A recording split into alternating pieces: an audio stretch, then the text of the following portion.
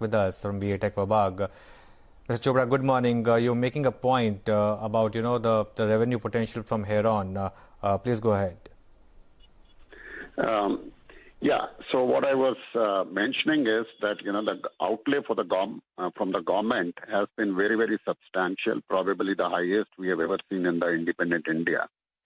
Now, obviously, this outlay of 3.5 lakh crores has to be spent in the Jal Jeevan Mission over a period of 3 to 5 years. And we see that, going forward, today this is more of a house connections which are being targeted, but obviously this will lead to a major increase in demand of water, and we have to supply safe drinking water. So when it comes to the treatment portion, the source augmentation, be it water treatment, conveyance systems, pumping, as well as we see that, there is a huge coastal line in India. So that has to be capitalized for desalination to supplement, because if I see the government's target, it is 55 liters per day per person, right up to the rural level, which is going to give a huge boost as far as the demand is concerned. So from VA Tech Vibhag, the moment this source augmentation, where technology also plays a key role, I think that is where VA Tech has a core strength, and we will be participating in that. And definitely, I can assure you that we will be one of the major front runners as far as treatment technology and desalination is concerned in the whole mission. Also, if you see, there is a substantial outlay in National Mission for Clean Ganga, which is primarily for pollution abatement and river rejuvenation. So Vibhag has already been successful in some of the contracts of National Mission for Clean Ganga. And today I realize that, that is a model which is really going to work to rejuvenate all the rivers across the country. And maybe we find that next quarter, once the budget is there, probably we will see a lot of potential for wastewater treatment also. Okay, so what does all of this translate into in terms of order wins? I mean, if you can give us some numbers. I think the last order book that we have is about 10,600 crores. Have there been any incremental orders you have won in the last few months, and what does the visibility look like? Okay, Sonia, what I would like to share here is there has been a slowdown as far as the pace of new tenders are concerned, which is primarily in the urban space. But what we see is that probably in the last quarter of this fiscal year, we find that, there will be a slower resumption of the new tenders, and that's where VA Tech will be participating. So if I'm looking at this current year's order book out of these tenders, I think it will be very, very small portion, and majority of this will move to the next financial year. Okay. Actually, Mr. Chopra, I don't know how much you could hear the conversation, but the Jal Shakti Secretary, Water Management Secretary, said that they are going big on actually solid waste management. In fact, waste management itself.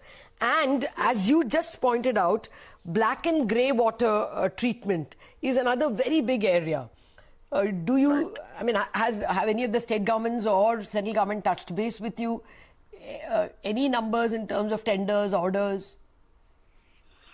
Yeah, I think there are a lot of state governments who are in touch with us. Okay. And I think as I said, maybe next quarter we'll see resumption of the new tenders because of the COVID. There was definitely a slowdown.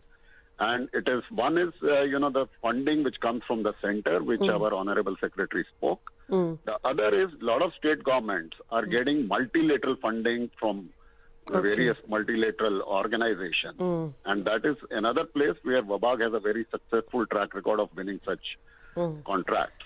Because that gives us more comfort both on the central government side as well as on the multilateral side. All implementation is done in state. It gives us more payment security.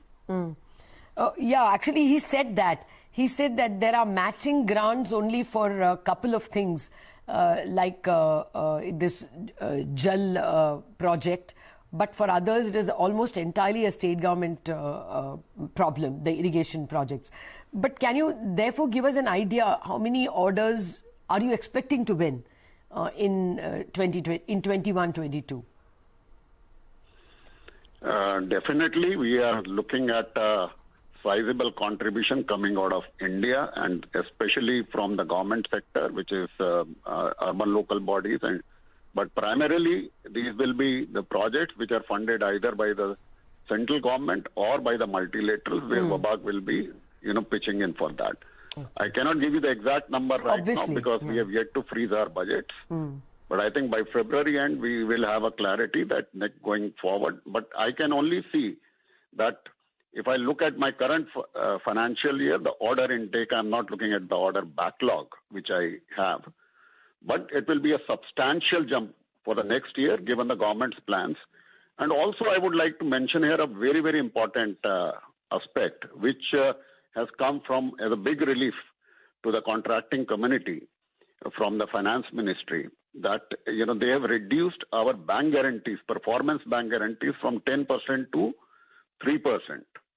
And also for new bids till next December, I think there will be no requirement of the EMDs of bank guarantees. There will be a corporate guarantee required for bidding those projects, which will ensure that more bidders come forward. We have more room to bid for more number of projects.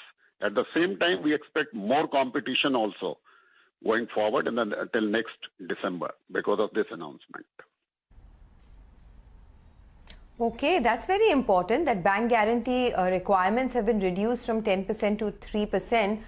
Since we're on this subject, how has the working capital situation been? Because I do get this feedback from a lot of infrastructure players that although orders are coming in, the payments have been delayed, and that has put a lot of pressure on the working capital situation. How is it for you? See, as far as working capital is concerned, if you see our first 2 quarters, or rather the last 4 quarters, I think every quarter our receivables have improved. Every quarter, if you see our free cash flow, we have been generating, but there's a lot more desired. But if I look at VETEX at the H1 point, we were, barring one particular receivable, we were at 83 days, and we expect that to remain at that level, or maybe we might be able to bring it lower by March. Your revenues have been falling for the past 3 years. When do you expect to reach your FY19 level and your FY18 level? See, Lata, I'm constrained to give any forward-looking statement, but I think in our last interaction, I did mention that at H1, we were just marginally down by 5%. We hope to be at par or little positive this year, but for sure, next year, we will be, given our order backlog, we'll be again on the growth path. Sure. Okay, I may not be able to give you any figures right now, but there are other factors also which will aid this growth and order intake, especially this implementation of SDG 6 by a lot of countries, not only India, almost in 24 geographies where we operate currently, that water and sanitation for all. So that is opening a huge, opportunity for us. At the same time, a lot of industries are now going for evaluation on ESG. So we find that even treating the effluents and zero liquid discharge, these are other factors in the industry where WABAG will be